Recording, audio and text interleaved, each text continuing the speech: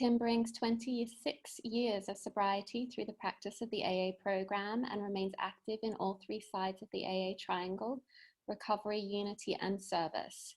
He has performed service at all levels of the fellowship, from group level down to conference and national subcommittee, and he spends a great deal of time on sponsoring others, and I know he helps a wealth of people globally. And Joe is a three-legacy member of AA with multiple decades of sobriety. He's a sponsor and sponsored by a sponsor who has a sponsor. Joe got into service early in his recovery and has performed service at different levels within the AA service structure, serving at conference, conventions, forums, committees. He has decades of service taking meetings to hospitals and institutions, correction facilities, and detoxes. He's an active member in his home group and has sponsored hundreds of men and remains active in 12-step work. Joe is a firm believer that gratitude is an action, not just a pleasant emotion. He has traveled the world speaking at conventions and presenting step and big book workshops. And with that, I'm very pleased to turn the reins over to the highly regarded team, Joe and Tim, and I've been looking forward to this all week. So thanks, guys. Over to you. Okay, can you hear me? Yep, okay, great. My name is Joe McFadden, and I'm a very grateful alcoholic, and because of the loving grace of God, I haven't found it necessary to face life nor escape life by taking a drink of alcohol or doing anything to make me change the way I feel from the neck up since June 14, 1993. And for that, I'm extremely grateful. It is indeed an honor and a privilege to be here. It's indeed an honor and a privilege to ask to go anywhere. I believe I'd drive 500 miles just to hear my voice read how it works at an AA meeting. But I tell you, I'm very grateful to Alcoholics Anonymous. I used to walk into these little seedy dives and I would walk in there and I would think I was something before I got sober. But secretly I knew that I was nothing. Now I go into conferences, AA rooms like this all over the world and speak. And sometimes they think I'm something, but in my heart, I know I'm nothing. And this way's a whole lot better. And I've always been taught in Alcoholics Anonymous that humility is the recognition of the allness of God and the nothingness of self. And that's where I strive. I don't always do it well, but that's where I strive. The way we're gonna, and I'd like to thank the conference committee here for putting this on via Zoom. I'm really looking forward to hearing my good friends, the Neils, on their traditions. They're solid, great AA members. Bill's a go-to guy. If your ass is on fire, you go to him and you're not gonna get it sugar-coated. I love Bill and beautiful Joanne, and I'm so looking forward to that. The way Tim and I have prayed about it and the way we come up with doing this workshop, we're going to have like 20 minutes to go through 3 steps. So that's roughly 6 minutes and 33 seconds each step. So it's not going to be a lot of depth. It'll be a lot of breadth, but not a lot of depth to it. The way we figured we would do this is I would do steps 1, 2, and 3. Tim would do steps 4 through 9, and then I would come in with 10, 11, and 12. So we'll be brief. They say brevity is genius, so that's what we'll do. The other thing I'd like to say is that it has been my privilege to have a relationship as sponsor with Tim for going on 11 years now. And it's one of the greatest privileges in the world is to sponsor people. And I believe that's what we're doing whenever we go into a meeting of Alcoholics Anonymous. The purpose of a group is to have a well-made presentation of the program. And the program are the 12 steps. If I needed 1 hour cheap, feel-good, $1 talk therapy, I could go somewhere else. But I'm coming in here to save my life. And thank God we have the rooms. And there's many people in this here today listening. I see them on the chat on this screen over here, and I love so many of y'all, and so many of y'all I've talked to on the phone before, and I just really So we'll just get right to it, and I will go for 20 minutes. So that's 2:35. You know, this book of Alcoholics Anonymous, they told me, Joe, the only thing between you and death is this. And so I never picked it up because I wanted to die. When I came into Alcoholics Anonymous, the only thing that was keeping me alive is the very thing I hated the most about myself, which I was too much of a coward to commit suicide. So that didn't give me. But they did tell me, Joe, the only thing between you and a really good life is the first 103 pages of this book. You see, this is a really thick book, but the recovery portion of this book is here. And what I'm going to be talking about, the first 103 pages, what I'm going to be talking about is about half of it. From the doctor's opinion to page 43, plus Bill's story, that's 59 pages.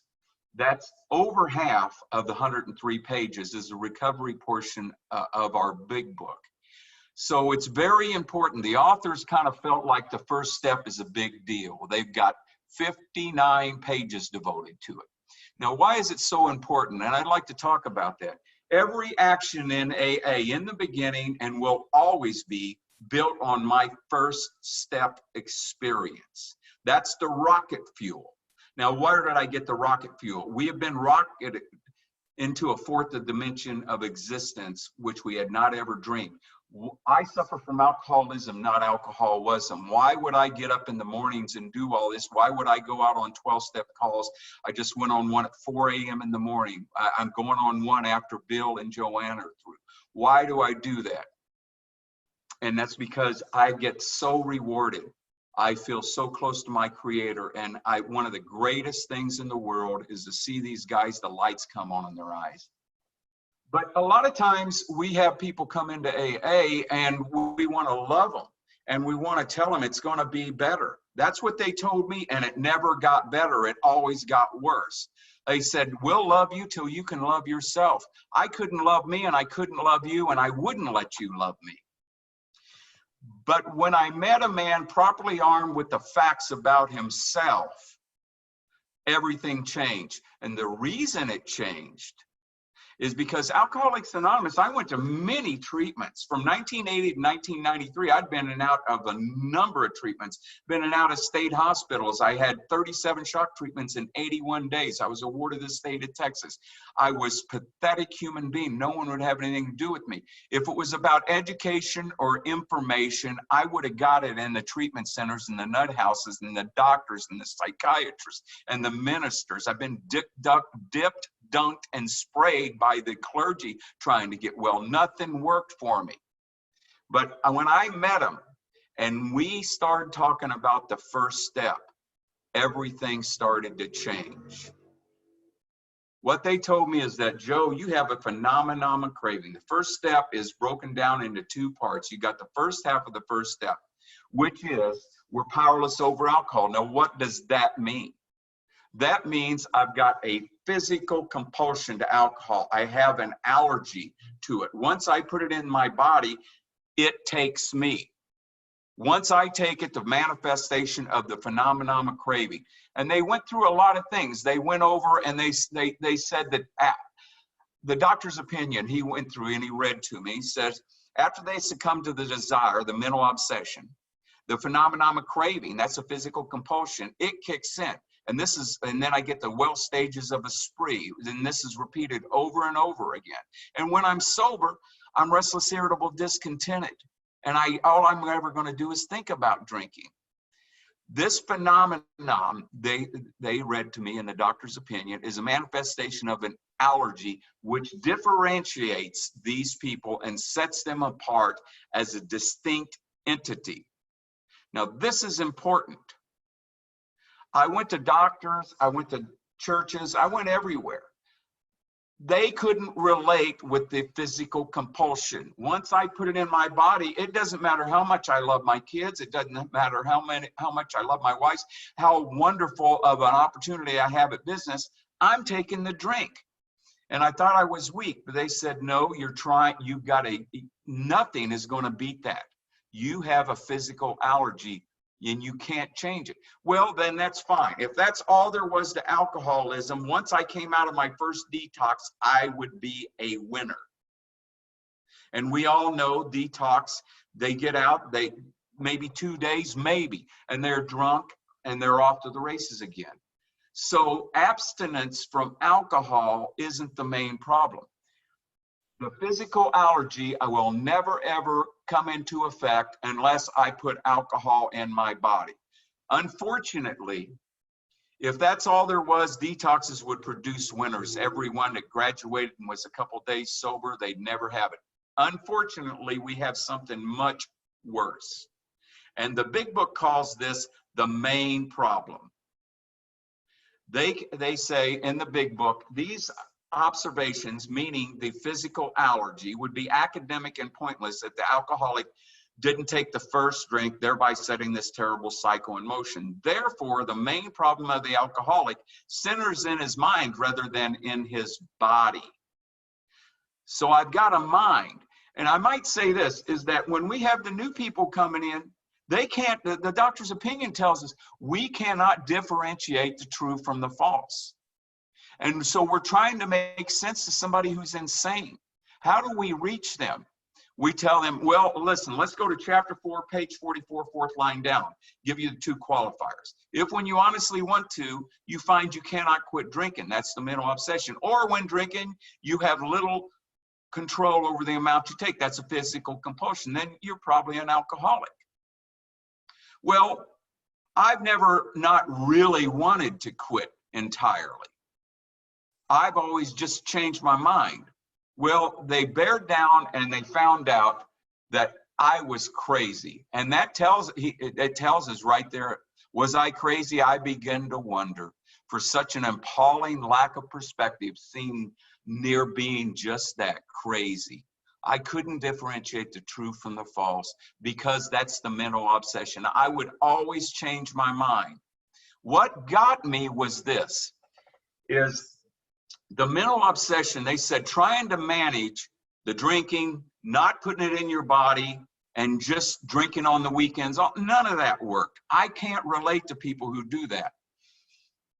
Not just putting it in my body, then I've got the mental obsession. And the mental obsession is this, is that I know that alcohol is bad sometimes, but you don't understand. My problem isn't alcohol. My problem is I love too much. And I hear this even on 12-step calls. My problem is I love people too much. I care too much. That's not it.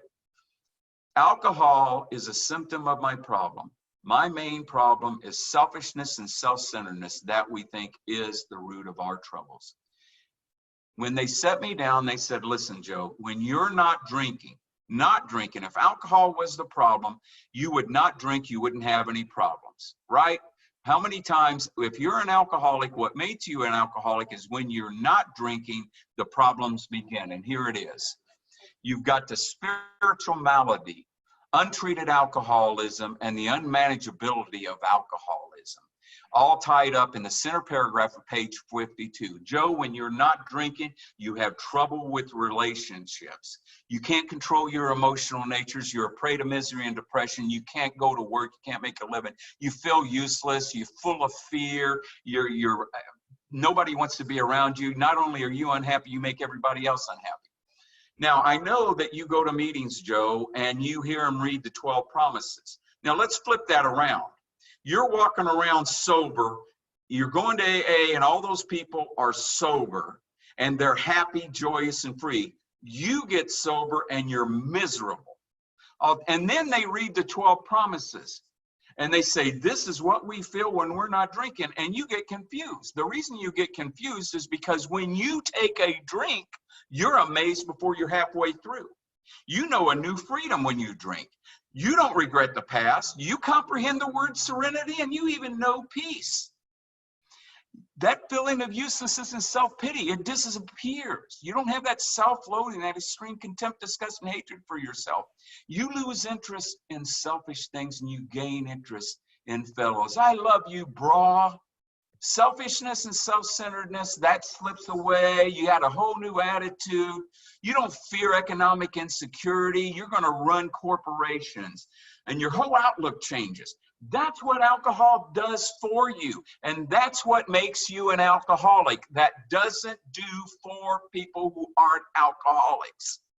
Now, the trouble is the fatal progression of alcoholism, and the fatal nature of it is, when you started drinking, you got that euphoric omnipotence and you felt great and it worked for you. It was a social lubricant. You felt wonderful. The trouble with that is the fatal progressive nature of alcoholism is found on page 30. Brief periods of recovery followed always still by worse relapse, which in time led to pitiful and incomprehensible demoralization. You see, pretty soon, that fatal progressive nature of alcoholism and the progression of the disease gets down where you can't get those promises. You can't feel good. All you do is drink and feel worse, and you can't get the buzz going. Now, I'd like to point something out that he turned me to the doctor's opinion. And what it said there in the doctor's opinion really blew me away. It said that these people who drink out of the phenomenon of craving. That's not in the phenomenon of craving where you put the booze in you. It's out of the phenomenon of craving. Some make the supreme sacrifice rather than go on fighting. That's who we have walking in the doors of Alcoholics Anonymous. They don't look at, they think they're different. So what I'd like to say on this first step, it wasn't so much about the education. It wasn't so much about the information. What it was the identification. That's the magic sauce of Alcoholics Anonymous. When somebody walks in and I have a mind that tells me I cannot drink and a body that tells me I must, or a mind that tells me I must, and a body that says I cannot, and we're walking in, and we call that death outside the triangle, the suffering sober from the spiritual malady, untreated alcoholism, unmanageability, and pockets of an agnosticism. And the only thing we have to offer them, and the only way our book says this can be overcome, is by a spiritual way of living. And it makes it very clear in page 19 and page 82. We feel a man is unthinking when he says that sobriety is enough. A much more important demonstration of these principles lie in the respective home occupation affairs. And I don't have the power to do that. I don't have the power to admit in chapter 3 that I'm a real alcoholic. I don't have the power to do any of that. And the great obsession, I think that I'll one day will be able to control it. But what happened, you have to look at what happened. With me, I met a guy and he took me through that, and they say a sponsor is someone you share your secret disbeliefs.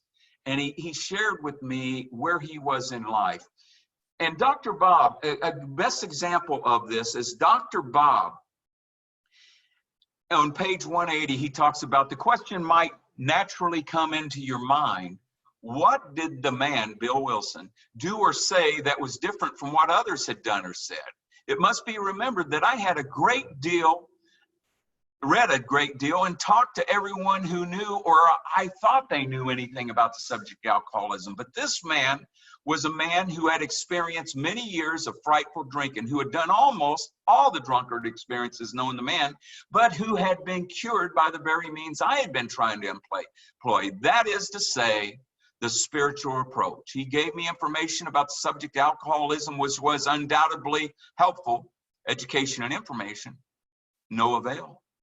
Of far, and this is in italics, of far more importance was the fact that he was the first living human who I had ever talked, who knew what he was talking about in regard to alcoholism from actual experience. In other words, he talked my language. Now that's Alcoholics Anonymous. That's it right there. And then when he started talking, I have to think that he went over and he started talking about, not every time do you get drunk when you don't want to. And sometimes you'll go and you'll white knuckle it and you'll do it, but you fall between the commas. And that's where the grace of God will bridge you through, but you have to put yourself in a position to receive that grace of God. In West Texas, we have a saying, Repetition confirms and strengthens, and a working faith becomes habitual. So what I have to do is I have to have a routine. I have to talk to my sponsor every day. In the beginning, I have got to go to meetings every day, maybe numerous ones. I've got to do some things. Why? Is because the worst thing in the big book, the problem is on page 23. The main problem is at certain times I'm without defense against the first drink. At certain times, that's page 24. That's the main problem that it's talking about, carrying on, talking about on 23. Centers in our mind rather than our body.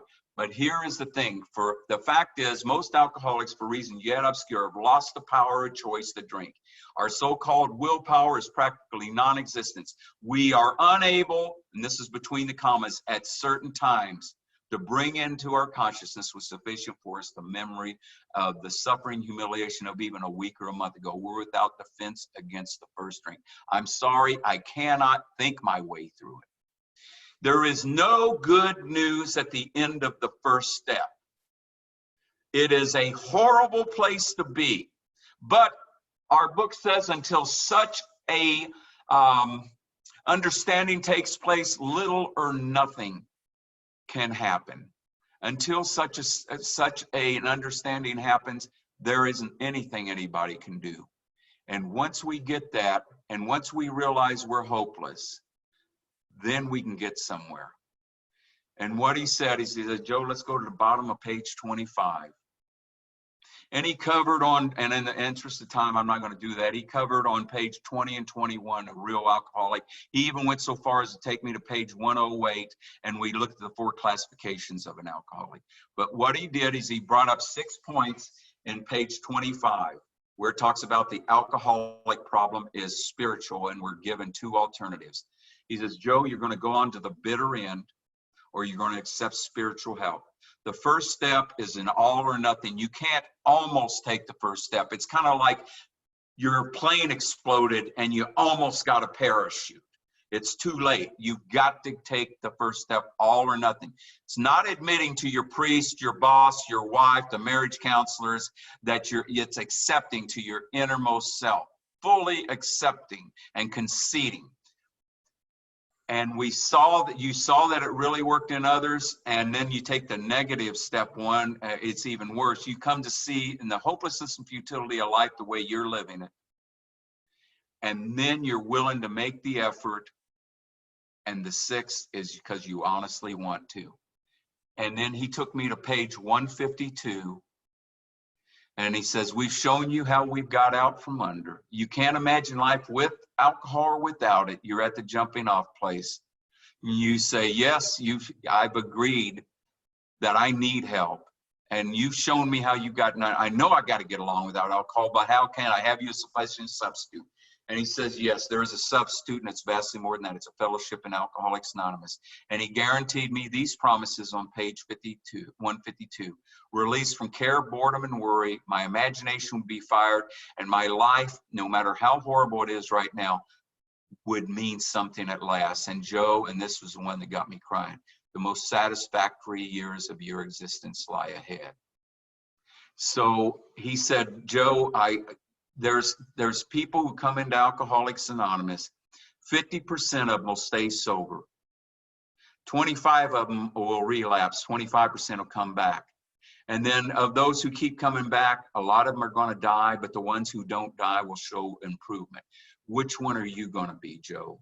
Of those who really tried, are you going to get a sponsor? Are you going to go to meetings? Are you going to read the big book? Are you going to take steps?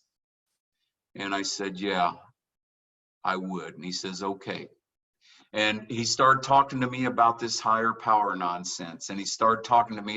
I said, listen, I believe in the 2nd step that God will do it for you good people, but I've been bad. And he said, Joe, the step 2 is on page 44 to page 57. It covers 14 pages. He goes, God could and would if he were sought. And what we're doing is just throwing away all your concepts about God. And I said, man, I had a real problem. And I'd like to say this. I had a real problem with God. things that happened to me as a kid and all sorts of things, I didn't want to have anything to do with God. He says, Joe, don't let that, lay aside all your prejudice and just have a willingness to believe in this. When therefore we speak to you about God, we mean your own conception. And he says, here's what AA, he says, this is what works for me. The word God in AA is a representation of the transformation that takes place within each and every person who sincerely takes all 12 steps. So I had that, you know, he read me, he says, Joe, you seemingly have the inability to set much on faith. He goes, you got to abandon that sort of thinking, because you're faced with alcoholic destruction and you've got to have an open mind. Alcohol's been beating you into a sense of reasonableness. And what I think is, if you try to hold on to those ideas, the result is going to be nil. What will happen is, by you taking the steps, you won't change. If you could change, you wouldn't be here, but you will be changed. You will begin, it says in the big book on page 46, that we begin to be possessed by a new sense of power and direction. Alcohol was the power directing you. Now we're going to have this higher power. And I didn't have a better deal. So I agreed that I would consider maybe that God would help me if I sought him. And I really, this guy was very, very streetwise, and I didn't really want to believe him, but I did. And from that, he turned me to the preface, and he says, just when you go to meetings, say, yes, did that happen to me? Did I feel like that? And do I believe this program can work for me? And then he turned on page 47 and said, do you now believe, or are you even willing to believe there's a power greater in yourself? He goes, because I promise you, and this is a promise, as soon as you can say you do believe or even willing to believe, you're on your way. And upon this cornerstone, you can take this effective spiritual structure can be built. Now, he asked me to do something I never in a million years thought I would do. He said, third step is just a decision. He said, Joe, I want you to get on your knees, hold my hands, and let's do the third step prayer. And he made me agree to it, and I did. And I look back and I don't know how that happened, but I took the third step with him. And there were some conditions on it. He says, Joe, we're going to read in first party possessive pronoun. And I'm just going a couple minutes over. We took from page 60 to 62, and I do this with every person I sponsor, and it's unbelievable the power that comes in the room when we do this. Is we start there and we use it in first party possessive pronoun. The first requirement is that Joe be convinced that his life run on self-will can hardly be a success. On that basis, Joe is almost always in collusion with something or somebody, even those Joe's motives are good. And we went all the way down and we read that. And when we got down to the part that this is the how and why of it, first of all, Joe had to stop playing God. Whenever we got through, most of the ideas are simple, and this concept was the key stone to the new and triumphant arch through which we pass to freedom. He made me stop there. He says, Joe, are you convinced? Because we're not reading on. And he says, you're unable to differentiate the true from the false, and we need to stop here, and we need to make sure. And I looked at it, and we talked a lot, and he shared a lot of his similarities, and I was convinced. So he says, okay, being convinced, here's the deal. And then there were the third step promises, when we sincerely take such a position that you're going to have God instead of booze. If you stay close to him, perform his work well, you're going to have a peace of mind. You're going to discover you can face life successful. You're going to become less and less in your little plans. And he says the greatest words in the big book is the last two words in the first paragraph, page 63, we're reborn. That old SOB you used to be will be dead, and you will no longer have any problems because God is on your side and every problem you have is his. I got on my knees and I took the third step. And it said afterwards, he says, okay, that's only a decision. It may be feeling good, but it'll have little long-term effect. It's only beginning, honestly made term, unless you are launch out on a lot of action. Now, I asked him, I said, how do I know I took the third step successfully? He says, because you begin to take steps 4 through 9. And with that, I will turn it over to Tim. Thank you. Thanks so much, Joe. Thanks to everyone who has made this possible. My name's Tim, I'm an alcoholic, and my date of sobriety is the 24th of July, 1993. And those of you who have good memories and are good at maths will recognize that Joe has been sober for 6 weeks longer than me, and the next 40 minutes will show you quite what a gap there is. So we've had the Southern Revival. I'm the lawyer that comes in with the small print. You've just signed a contract with God, and then I appear, okay? As I said to a sponsee recently, I may not be the nicest person in the world, but I'm systematic. You have to give me that. So I've been given the systematic bit to do. So my big question when I get to step 4 is, why do I even need to do steps 4 through 9? If I've decided in step 3 that I need to turn my life and will over to a power greater than myself, why don't I just go and do that? Why don't I just go and do good works? There's a problem, and I'm going to mention a couple of things about the first 3 steps. The reason I needed to take the first 3 steps was that my brain is broken. Very occasionally, even today, after almost 27 years, I will look at alcohol and it will appear attractive. None of the information about what alcohol did to me will show up. In that moment, it looks attractive and I go into a little reverie. Now, if I'm reliant for the rest of my life on responding rationally to every thought that comes into my brain in order not to have the first drink, in order not to trigger the phenomenon of craving, in order not to suffer the consequences of a bout of drinking, in order not to be condemned to drink for the next 10, 20, 30 years, or wake up dead in a ditch. You can't wake up dead in a ditch, but you get the image. In order not to do that, if I'm reliant on my reason and then my willpower to suppress impulses and urges, I am toast. So there has got to be a higher authority. I have got to not be the #1 authority in my life. The higher power has got to be the #1 authority. And there's a prayer that I say several times a day, which is about loving God. And you love God, you're supposed to love God with your heart and your soul and with your strength.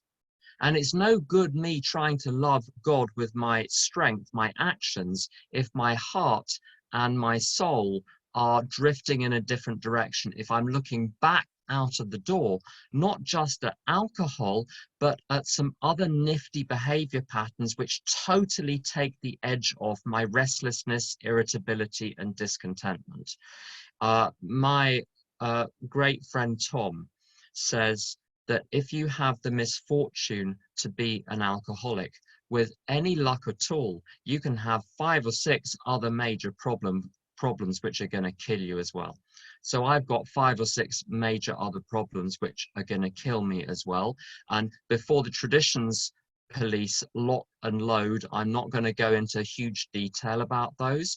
But step 12 says I practice these principles in all our affairs. So I've got to bring all of me to step 3. I've got to bring all of me to step 4 through 9.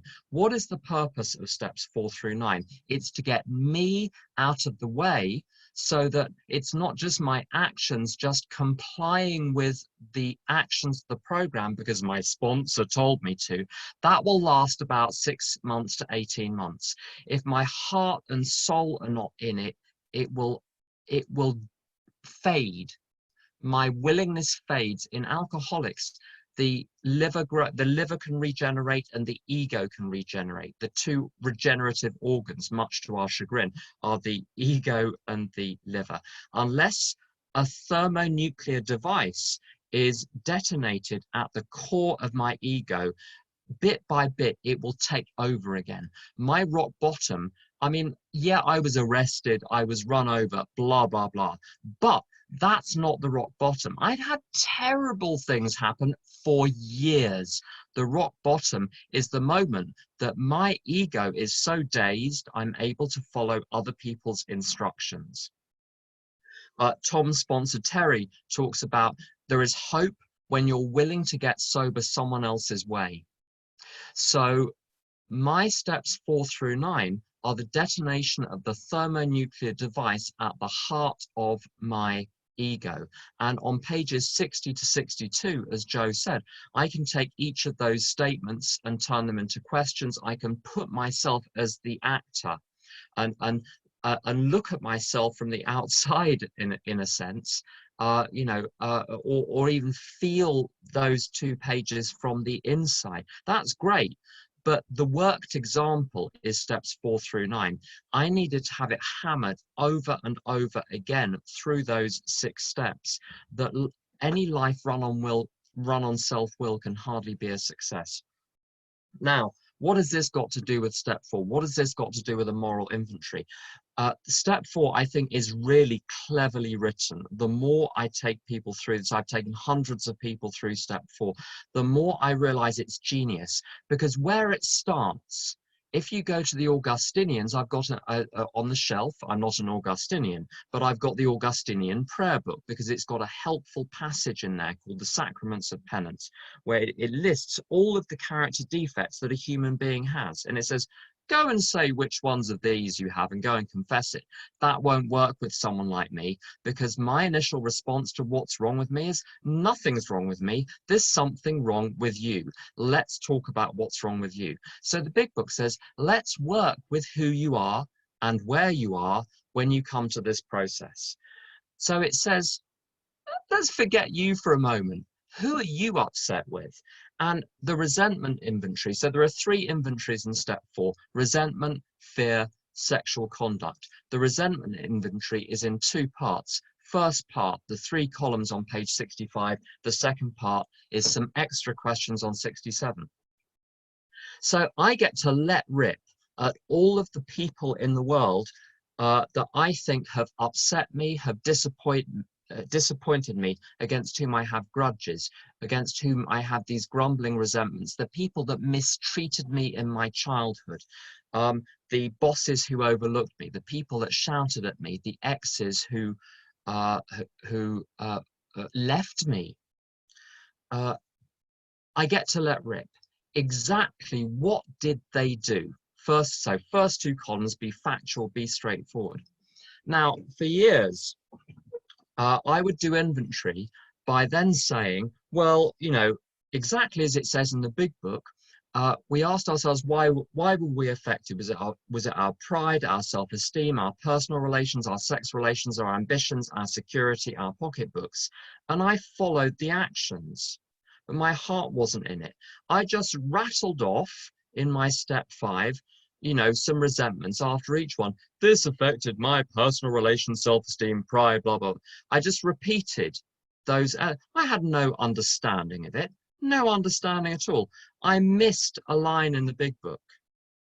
A lot of people miss this line. I used to hear a lot of step 5s where people just list off those 7 areas of self again and again and again. What do you learn from that?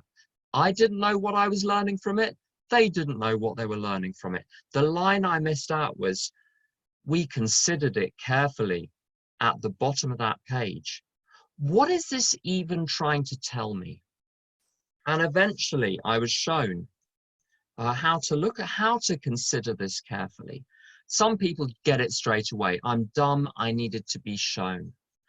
And what I discovered, I had this 180-degree turnaround based on what I'm going to tell you now, which is, you see, I thought that I felt bad because of you. What I was taught was that I felt bad because I went into every situation in my life with a detailed game plan for how everything was going to plan out. That game plan was buried deep inside me. I didn't even know it was there. All I was aware of was that you were a schmuck, and I felt disappointed, upset, angry, blah, blah, blah.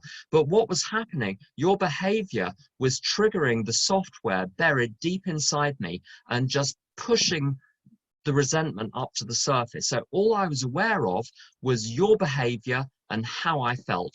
When you X, I feel Y. Now, what I was taught to do was to say, right, so when I'm upset, the reason I'm upset is because you haven't followed my script. So personal relations, you haven't treated me right. How do I know to be upset? Because that script is deep down inside me. And I said to myself, what is the script I'm giving people? And I give you an example just from a few weeks ago. I got an email from a client, and in the subject line, it said feedback. The most chilling word in the English language. If it's positive, there's going to be something else in the subject line. If it's feedback, you know. And I had a little emotional reaction to it. Why? Because I've got a script in personal relations. You should never criticize me. Even when I do something wrong, you should not criticize me. You should not attempt to correct me, rectify me, coerce me, shame me, manipulate me, or punish me, ever. And this rule is a blanket rule I go into the universe with. And when you breach the rule, I blow up. And it's like, without knowing it, I had sown the entire world with landmines. Each landmine is a demand for how other people should behave. And when someone else steps on the landmine, I'm the one that blows up. And it looks like you have made me feel something. You haven't made me feel anything. I laid the landmine and you were just blithely getting on with the business of your day, and you just happened to step on my landmine and I blow up. Now, it's not just one demand. I had hundreds of demands under personal relations. How should other people, persons, how should other persons relate to me? And then sex relations. I won't go into the gory, lurid details there, but it's the same thing. These constant scripts for how other people should behave, and a little monitor in my mind looking constantly at your behavior, seeing whether you are operating in accordance with my script. Now, the reason I had those scripts in personal relations and sex relations is because I had a game plan for what the outcome should be. And basically it went like this. Pocketbooks is all about money. I can only be happy if I have £1 million in the bank, if I have my own flat, if I have no debts, if I'm secure against any vicissitudes of the world. What do I need? I need love, respect, adoration, veneration from all people at all times, just to feel I'm allowed to be on the planet. What else do I need? I need somewhere to live. I need a career. There's hundreds of things which I think I need to be okay before I can even relax and breathe. Ambitions going even further, very specific demands about what my career should look like, about where I should go on holiday, about who should like me, who I should hang out with, what my life should look like. And at the end of this isn't all. There are other scripts in pride and self-esteem. Pride is where, when my pride is affected, I'm upset by what I think you think about me. Self-esteem, when my self-esteem is affected, is I feel bad about me, I want to feel good about me. Again, demands, demands, demands, demands, demands. So I had to learn in step 4 that the reason I was unhappy was nothing to do with you. It was that I had gone into the world with a game plan and the world had refused to play ball. That was it.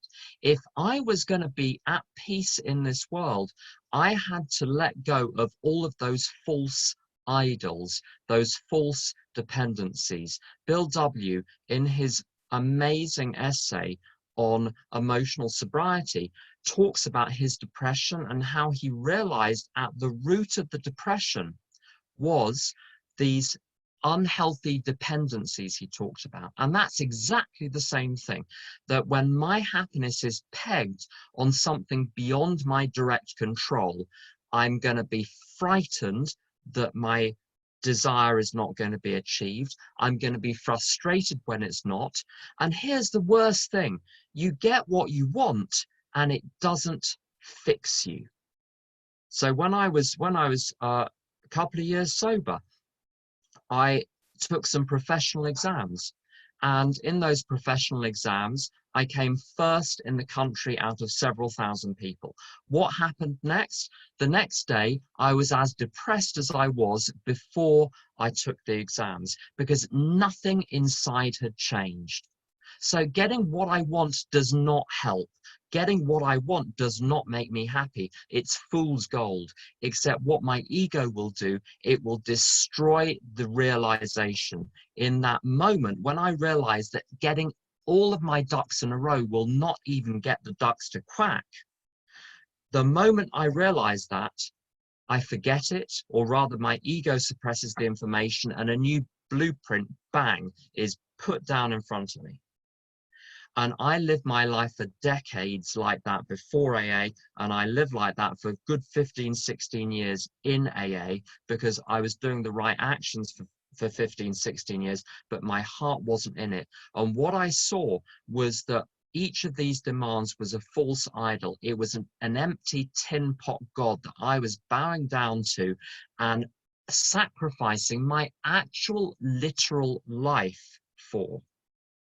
And that if I was going to be happy, if I was going to be productive, if I was going to do God's work in the world, the solution to alcoholism, this is really bad news. I'm just reporting this to you. I did not make up this rule. I'm just passing it on down the line. And I'm going to, warn you here. You might want to sit down for this. The solution to alcoholism is serving God 24 hours a day for the rest of your life. There you go. Wasn't so bad, was it?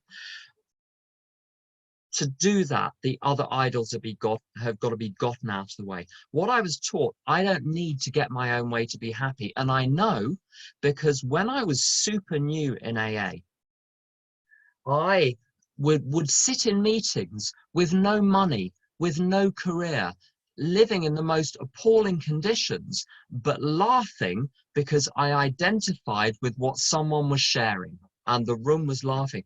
I was perfectly happy and had nothing I wanted except to be connected with a group of people around me. And this is the ultimate truth that set me free, is that I don't have to settle for second best. I need to drop those demands to be present to the fact I am already happy and I don't know it. I already have everything I need to be okay and I don't know it. I don't have needs.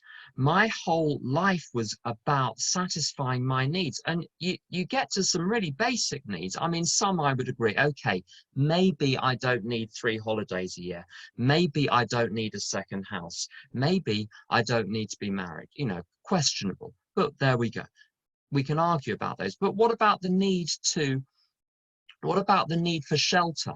What about the need for food? Are those needs? Well, why do I need food? To stay alive? Why do I need to stay alive? I need to stay alive? What for? And I discovered I don't have needs. God needs me. Totally different game plan. I don't need to be on this planet, but I'm here. So something must need me to be here. And I woke up to a higher purpose. And I don't have to drop any of that lower order stuff. I don't have to relinquish all of the things of the world. All I have to do is wake up to a higher purpose. And okay, the career is still there. The house is still there. All of these things are still around me, but my purpose is higher. And my purpose, if my purpose is to be a hollow vessel for the higher power to work through me in the world, I can never fail. My identity is secure in the higher power. My purpose is secure in the higher power. The higher power, it talks in some prayers about the higher power being a fortress.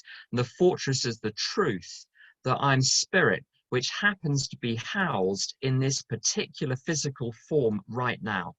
And as Anne Lamott says, what is death but a fairly major change of address? I had to take that idea and live with it, that I'm part of a greater whole.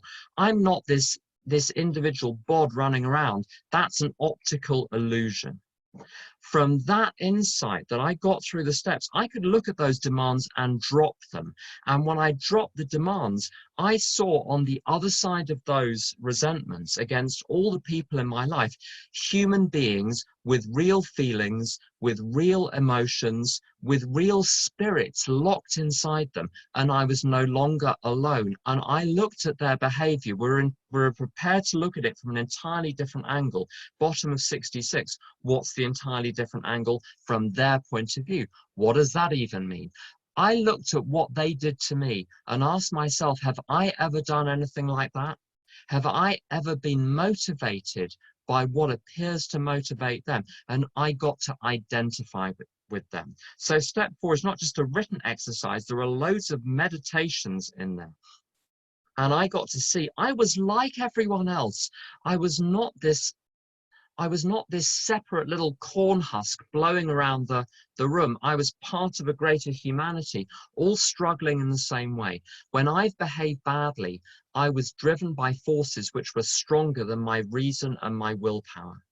And I recognized this was true for other people. No one is guilty. People are only powerless, and I could let them go.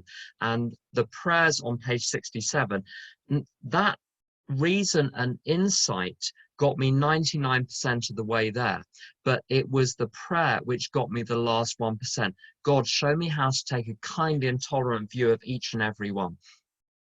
Then on page 67, I do a bunch of questions. What are my mistakes in each of those relationships? And not just those relationships. This is why it's not just the 4th column. I look at my whole life. I look at each of those relationships, any relationship not on my step 4.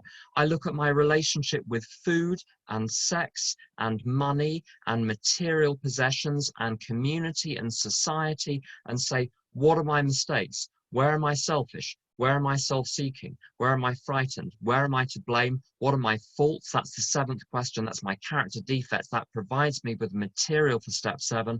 And the 8th question, what are my wrongs? That's where I've harmed someone else. That provides me with material for step 8.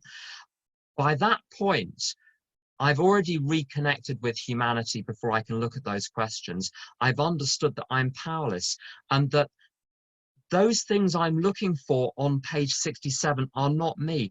I don't find out who I am in step 4. I find out that the tools I've been using, the maladaptive solutions to a non-existent problem. The non-existent problem is that I'm separated from God. I'm not separated from God. Optical illusion. What's the maladaptive solution? Run through the world, grab everything you think you need, like the apocalypse is coming. And what I discovered in those page 67 questions, where are my beliefs wrong? Where are my thoughts wrong? Where is my behavior wrong? Those are the only 3 levers I can pull. But when I identify my mistakes there and my character defects, that's not me. Those are just the tools I've been using. A great AA speaker talks about how we're like these giant magnets who've been dragged through the junkyard of life. And what the program does, it demagnetizes us and all of this junk that we're so identified with. I thought I was my sick past. I wasn't. I was demagnetized by the steps. The junk falls off. And then he says, and you discover what you are. You're a lamp. You're a table lamp. I'm not the experiences that happened to me in my childhood. And some of those were terrible experiences, but I am not those experiences. So those defects of belief and thought and behavior, and with thought, this is such an important point. I'm not responsible for what I think of. I'm not responsible for the thought that comes into my mind. I'm responsible for whether I pick up the thought and run with it. I'm responsible for, not for what I think of, but what I think about. You don't have to, when someone knocks on the door, you don't have to let them in. The problem is letting them in. And so those are the defects that I discover. Step 5, I mean, when I take sponsees through step 4, we go through this in immense detail. We make sure that the method is understood. If you get the method right, it's like a hot knife through butter. And we go through all of the details so that every layer is like making a 7-layer cake. You want to get every layer even and beautiful before you add the next layer on top. And eventually you've got a 7-layer cake. Wonderful. So we make sure it's consolidated, it's understood. A lot of people, I needed a lot of rewiring. A lot of people I sponsor need a lot of rewiring. So we sometimes take our time with this to make sure the rewiring happens during the process. Then we get to step 5, and it's the most beautiful experience with sponsees. By the time we've got there, they've read everything on their step 4 out. So we've already gone through it. But there's an exercise in step 5. Step 5 is not read out your step 4. It says, what's the exact nature of my wrongs? And that exact nature falls into 2 categories. Twists of character, that's my defects of belief, thought, and behavior. And then dark crannies of the past. Secrets, terrible things I've done, terrible things that have happened to me. A dark cranny is a dark cranny. No one's casting any blame here. And when I've taken step 5, it's always been somewhere between half an hour and an hour. I've taken step 5 many times. And the beauty of that, the detail's already been gone through. What I want to be able to do is sit with someone else and tell the whole story in a single session, and we can walk all the way around the problem. And we can get a bird's eye view. You try and understand the map of a city by walking around it, you'll go crazy. You look at a map on your iPhone and it's all completely clear. The grid is clear. And that's the difference between step 4 and step 5. The detail needs to be looked at, but the step 5 is the summary. And you know what? In some step 5s, I've got people to give me loads and loads of feedback. Other step 5s, I just want them to listen. I just want them to hear it. Because here's the thing. I'm not fixing anything. I've never fixed anything. I've not sorted out my past. I've gone on a fact-finding expedition to work out, to break open the black box and work out what was going on. But I don't get to fix it. I get to discard it, uncover, discover, discard. In step 5, I want to discover with another human being what there is to discard. And that's why, for me, it needs to be a short experience. Otherwise, I'm just, I have nothing against therapy, but I hated it. Myself, I hated it. I'd leave each session thinking I had twice as many problems as when I went in. The great thing about walking around all of your problems in an hour is, or less than that, is you think, that's the worst of it. We know what we've got to deal with. And then you look at the other person, you look in their eyes, and they don't seem affected by what you've said. That's in some ways the sole purpose of a step 5. It's not about the detail. It's about getting the whole story out. And then they seem to like you just as much after as they did before, sometimes even more. That's it. I don't get to fix any of that crap. I get to get rid of it. And step 6 is should be a no-brainer for me if I'm not willing to change. Why are we even having this discussion? Why are we even here? The whole basis of my life was wrong. It wasn't that the basis was right. I was getting some of the detail wrong. No, the whole basis was wrong because I was concerned with my welfare and your conduct. And the solution is to be concerned with my conduct and your welfare. Those are the only two options. There are no lines of communication between the two. When I'm in self, I'm entirely in self. When I'm free of self, I'm entirely free of self. I can go back and forth between the two states, but there is no line of communication between the two. So in step 6, I've got 2 buttons: stay as you are or change. And here's the good news: I don't have to change. If I thought I had to change, I'd jump off the bridge. I know I can't change. We've established that much. If we've established nothing else by now, it's that I can't change. So step 7, we humbly ask God to remove our defects of character. Now that sounds nice, doesn't it? It sounds like God's going to do everything. Not quite how it works. The implementation of step 7 is for me to take the other 5 steps, to implement the traditions in AA and in my relationships with others, and to implement the concepts in my service life and whenever I have joint activities with other people. So I'm going to have some work to do. I don't get rid of my defects. I practice steps 10, 11, and 12 and try and do God's work. And I'll come to what I believe that is in a moment. And what God does is gives me the strength to do the right thing, leaving the character defect, the old pattern aside. Tom Sponsor Terry would talk about your character defects. They're not zapped. They're not eliminated. They're removed. Like an obstacle in the road is removed to the side of the road. It hasn't disappeared. It's totally still there.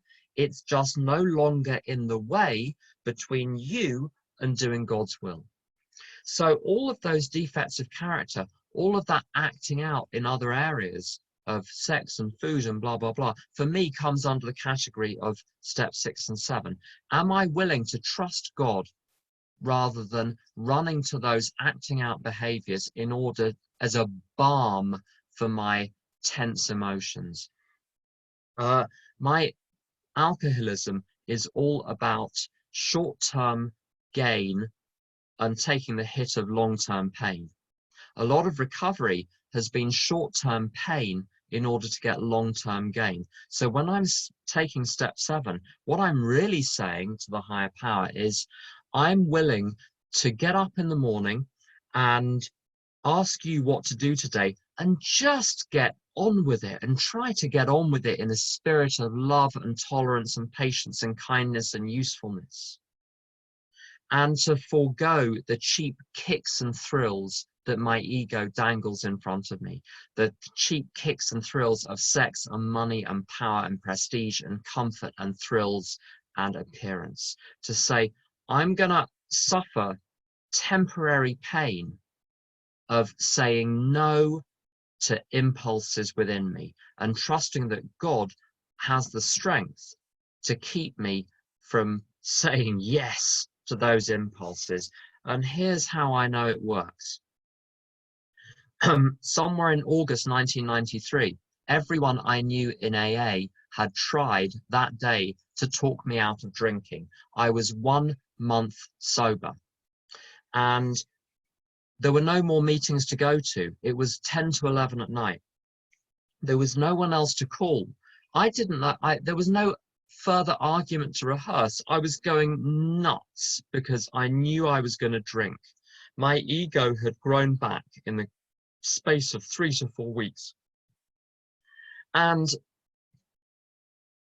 I accessed a desperation inside me. And there was a book in the room I was in. I was living in my sister's house. There was a book in the room. I'd never prayed in my life.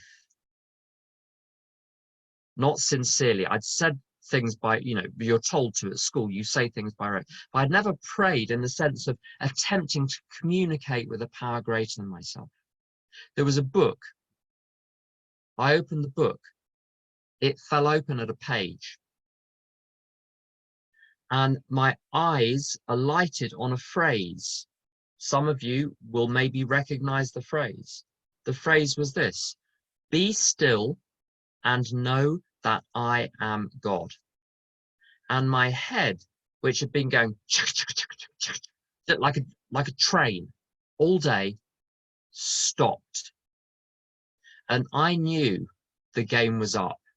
I never need drink again. And with those other addictions and those problems other than alcohol, you know what? The game's up there as well.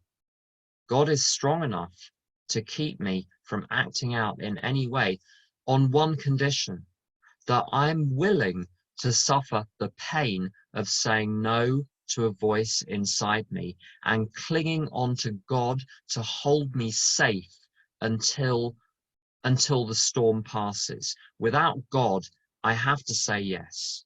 With God, there's now a choice. Am I going to stay safe and suffer? And here's the thing: the suffering lasts between 5 and 10 minutes usually. I spent years drinking.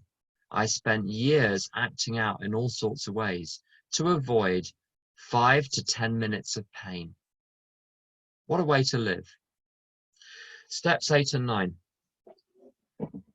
Step 4 is very internal. And I grew up in a household which was deeply affected by alcoholism. And what that meant was, I'm not responsible for me, but I am responsible for you.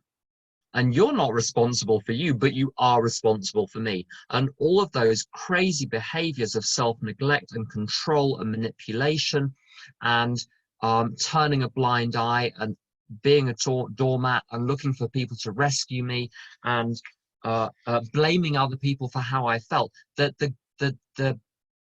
there was no barrier between me and other people. There was no boundary between me and other people. I had no idea where I stopped and you began. And I came to step 8 with really confused, because I felt super guilty about all sorts of things, which it turned out I had no business feeling guilty about. And I felt I was as cold-hearted as the worst Bret Easton Ellis sociopath in the face of that. Needed to be addressed, and it was step 8 which addressed that. And it's very simple. I needed to get really clear. This is how I do it. People do it differently. First column: exactly what did I do? No waffle, no analysis, no abstract characterization. You know, some people will write, what did I do in the first column? Oh, I created an atmosphere. What do you mean you created an atmosphere? You verbally criticized everyone in the room and then you stormed out. You didn't create. That was the thing that you did. What should you have done instead? Who suffered and how? And I've got a list of ways in which a person can be harmed. And I go down the list and say, if I was the other person, how would I have been affected? And I get this really clear impression of what I did, what I should have done instead, and how the other person was affected. And I needed grown-ups to help me see, first of all, how other people were affected, because my powers of empathy are just, they're still not great. They're better than they were, but I had zero empathy when I was new. And secondly, to what should I have done instead? So what is right is not determined by how you feel about it. What is right is determined by general principles of morality.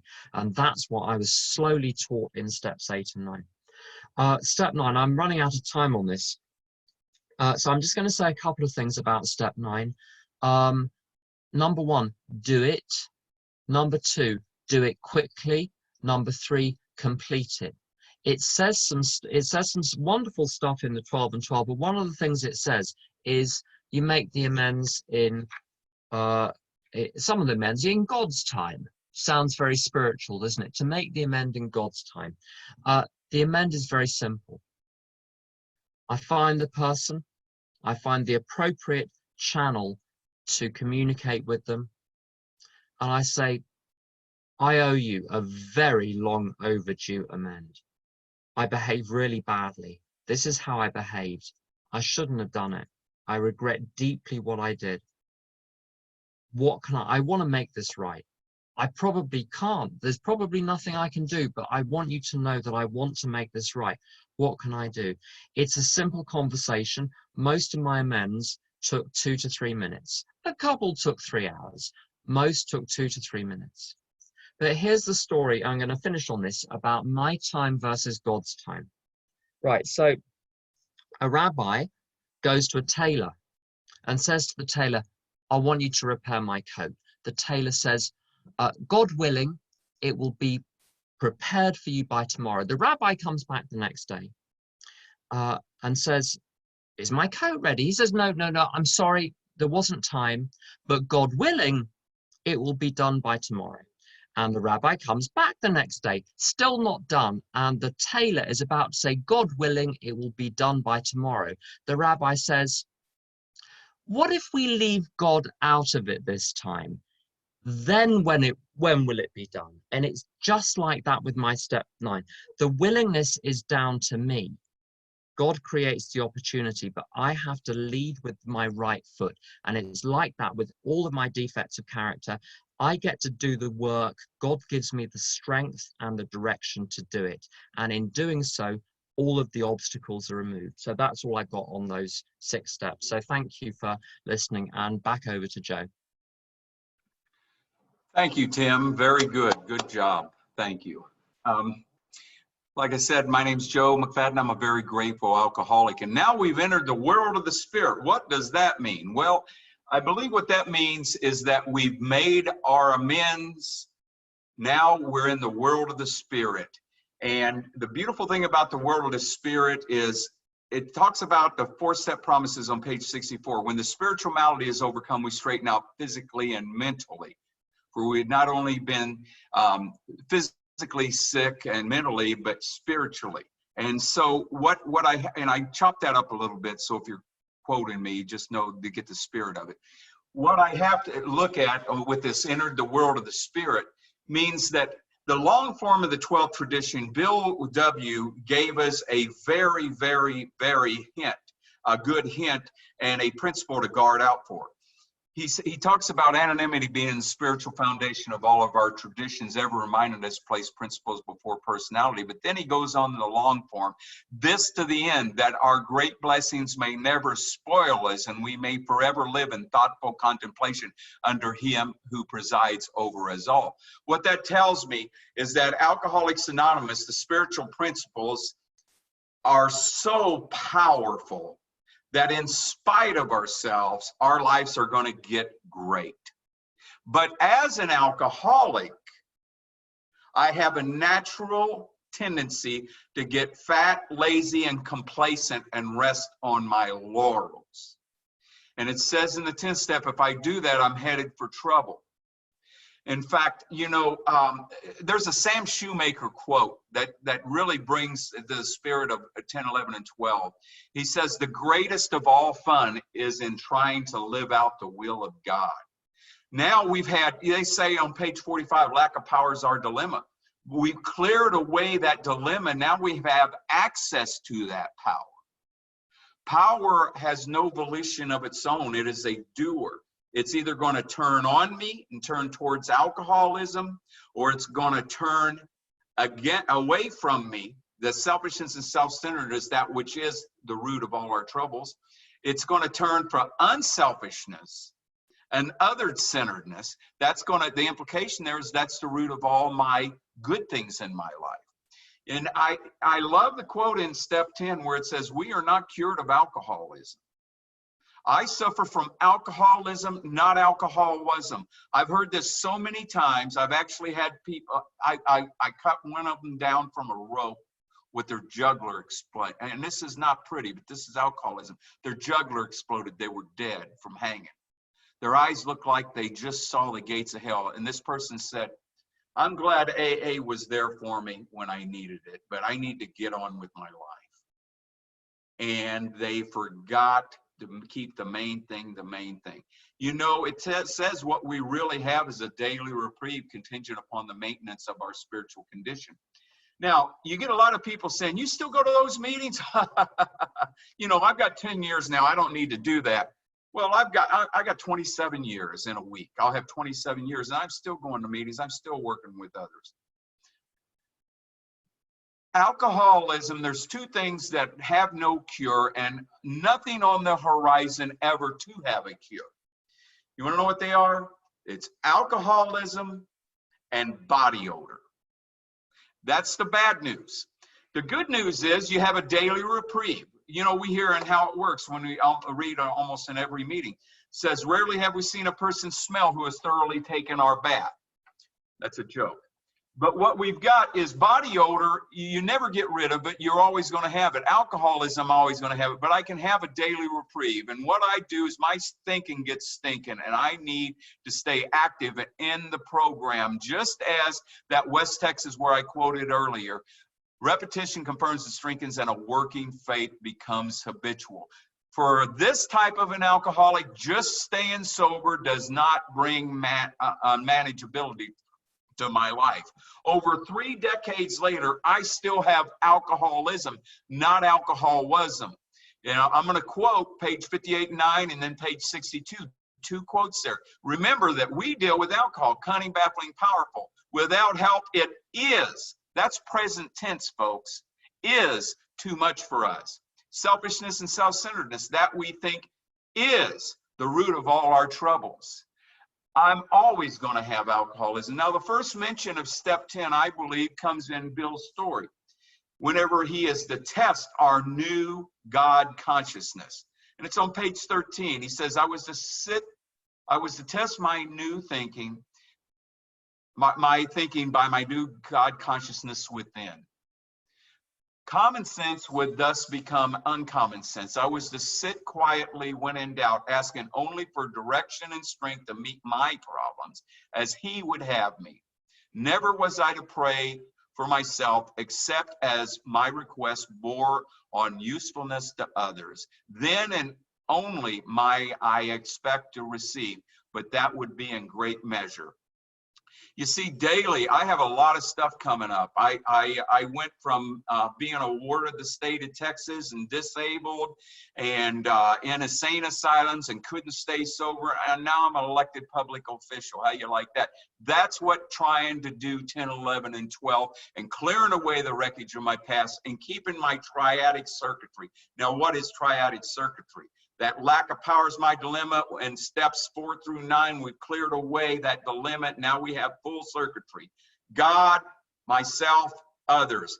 If I got a disconnect there, I've stopped in the current. The power is not flowing in.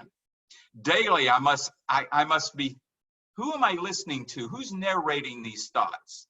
Daily, I must ask if my thought, actions, and deeds are being led or driven by fear. Are they being led by God causing unity or driven by fear or my ego causing conflict?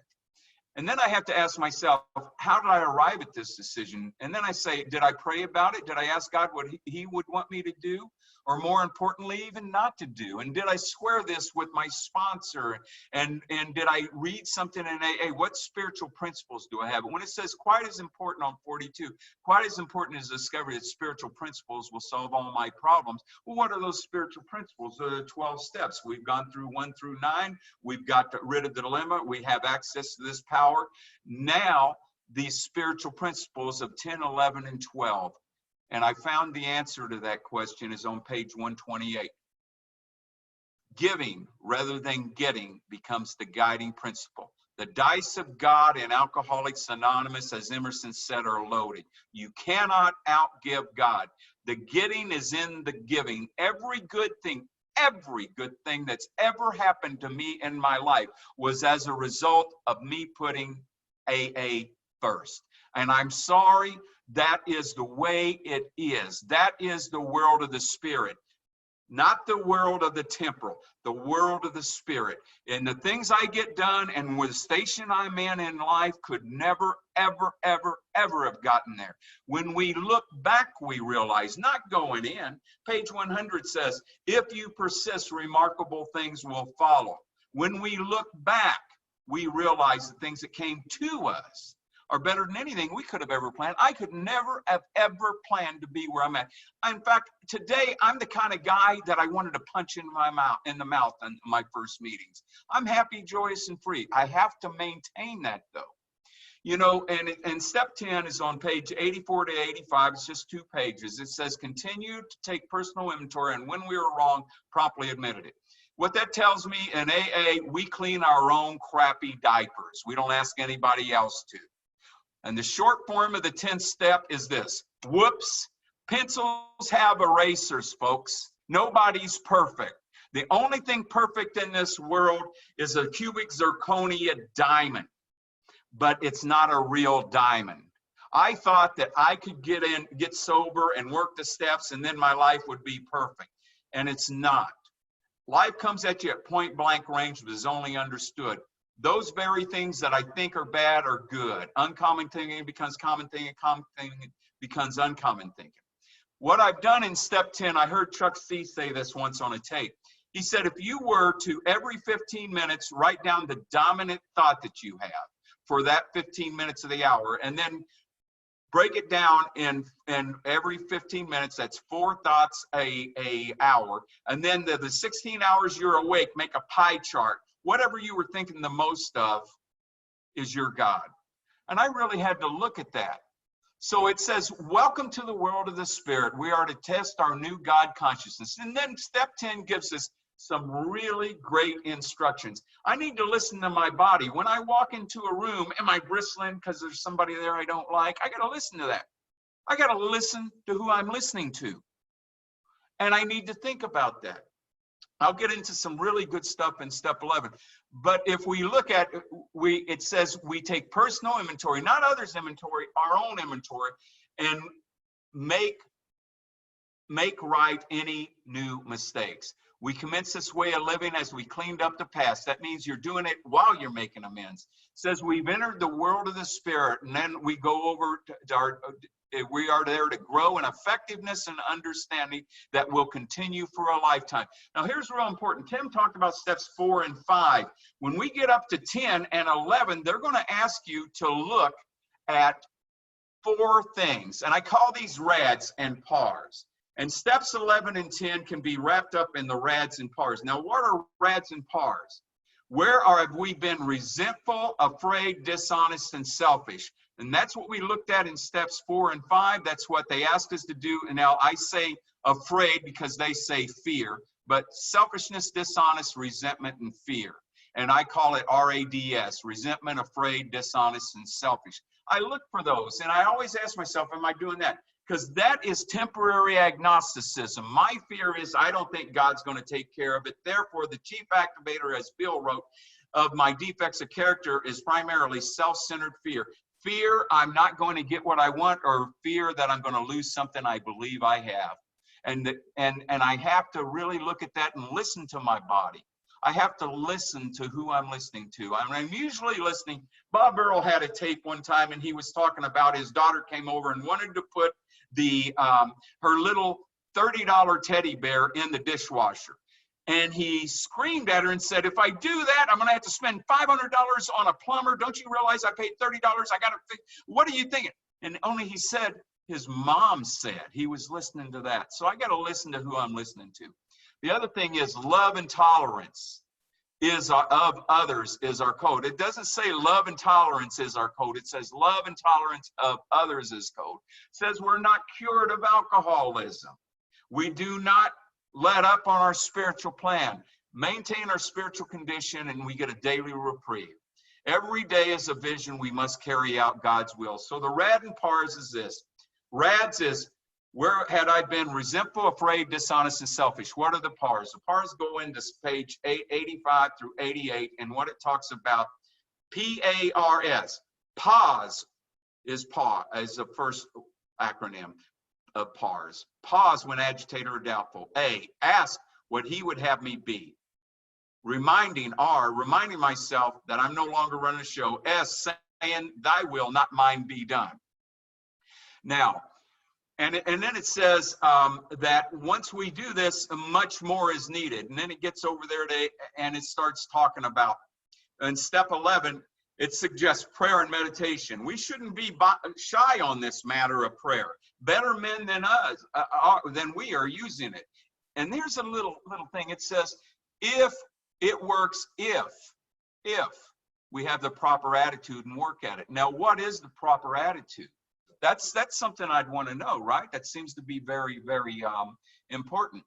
And what I believe that is found on page 55. And it says, if our testimony helps sweep away prejudice, enable you to think honestly, encourage you to search diligently within yourself, then, if you wish, you can join us on the broad highway. With this attitude, you cannot fail. The consciousness of your belief is sure to come. You see, I don't go to it, it comes to me. Now, in page 87 of the big book, it says there are many helpful books. Check with your rabbi or minister or priest, and they'll surely. I say, my guys, I'm real big, and I'm an eclectic spirituality. And I know lots of great old timers who are too. But I stick in the first year of Alcoholics Anonymous, I stick with our big book, and we go all the way through that. Now, here's something funny about step 11. It gets a lot of other people are saying, well, I'm doing my step 10. It's not step 10. Step 10 asks us to do 3 specific things at 3 specific times. There is when we retire at night, upon awakening, and then throughout the day. And so that it really kind of takes it. There's a lot to do. Now, in the mornings, what I do before I wake up, before I open my eyes, before I go to the restroom, I give my first thought to God, and I say, God, this is Joe reporting for duty. What would you have me do? And then I just kind of sit there and I listen. And there will be things coming in my spiritual radar. And when those things come, I pray for them and I think about them. And I silently extend whatever would appear to be the most beneficial to these people.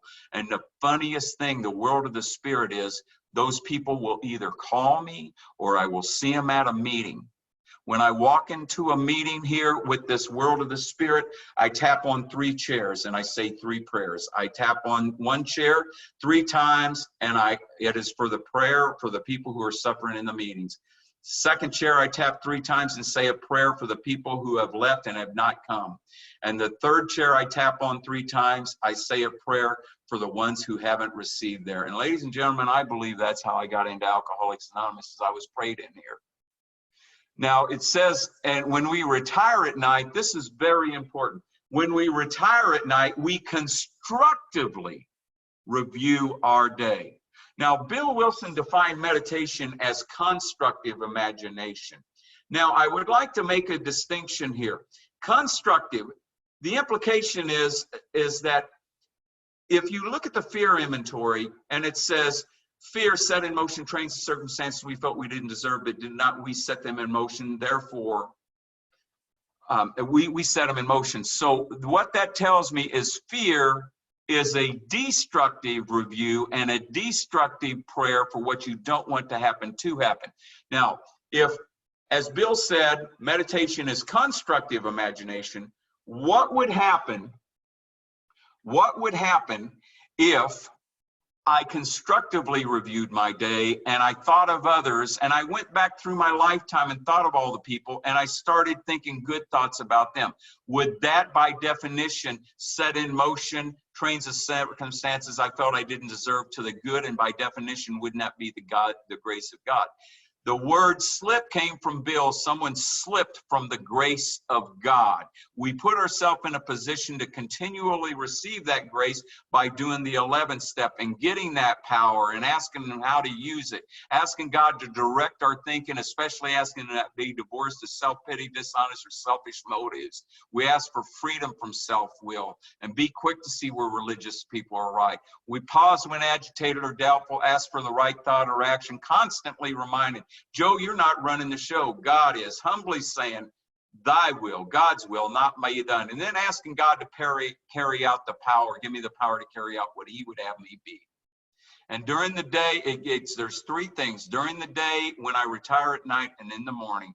And in the morning, and then at nighttime, you ask for corrective measures. What could I have done better? And that's why it's so important to have a sponsor. That's why it's so important to stay in the disciplines of step 10, 11, and 12. Now I'll move to 12, because you've got this power access to you during the day, you review it at night, and then you ask him to help point you in the right direction in the morning. And then you go out in page 12, on step 12. And step 12, I love what Dr. Bob said about it. He says he does step 12 for 4 reasons. He says he does it because out of a sense of duty, it's a pleasure, because in doing so, he's paying his debt to the people who helped pass it on to him, because every time he does it, he takes out an insurance policy on a possible slip. So it's broken down in three parts. Step 12 is broken down. It says, having had a spiritual awakening. Now we're assuming you've had the personality change sufficient enough to overcome alcoholism. And then it says, we tried to carry this message.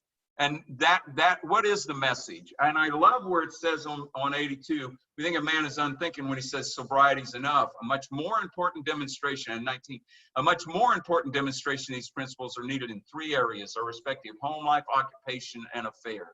We practice these principles in all of our affairs. This is where the circle and triangle comes in. The circle and triangle, unity, service, recovery, mind, body, spirit, steps, traditions, concepts. Unity, service, recovery, home, occupation, affairs. Now we're getting it all over. How do I bring the AA message to all of this?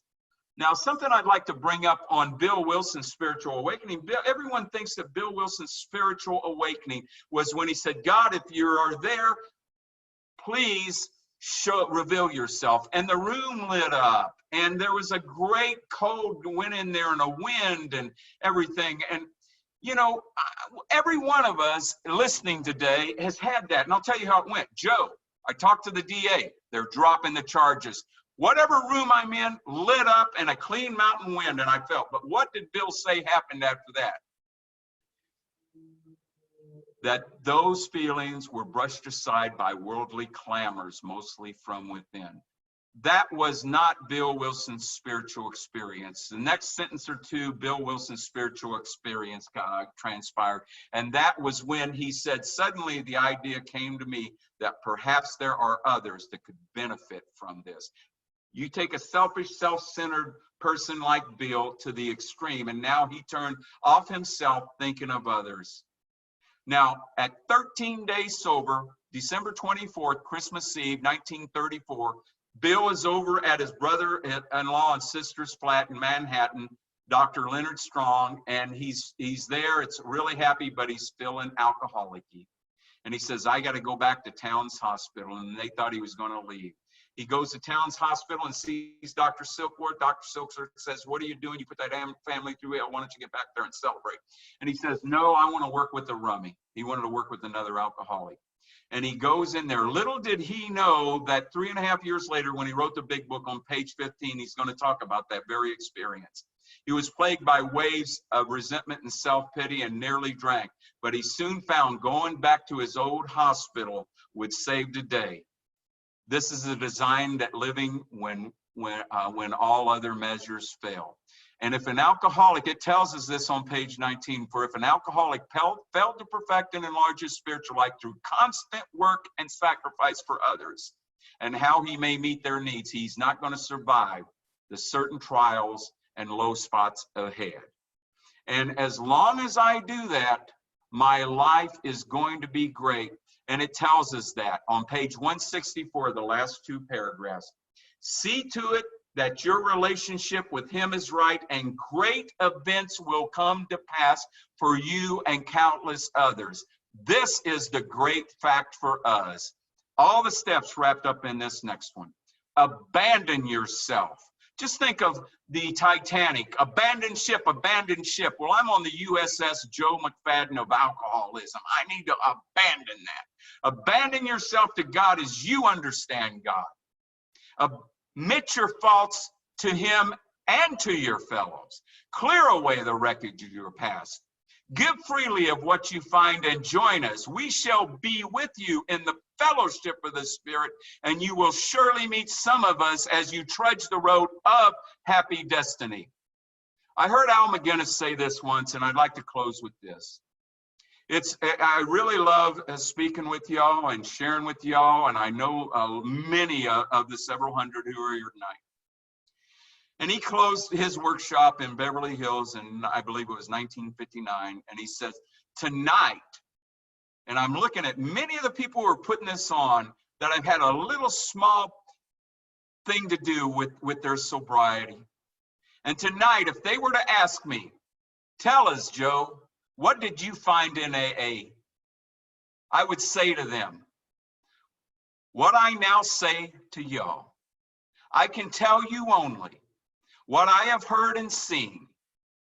It seems the blind do see, the lame do walk, the leopards are cleansed, the deaf hear, the dead rise, and over again in the middle of the longest day or darkest night, the poor in spirit have the good news told to them. God grant that AA may always be this way. Thank you very much.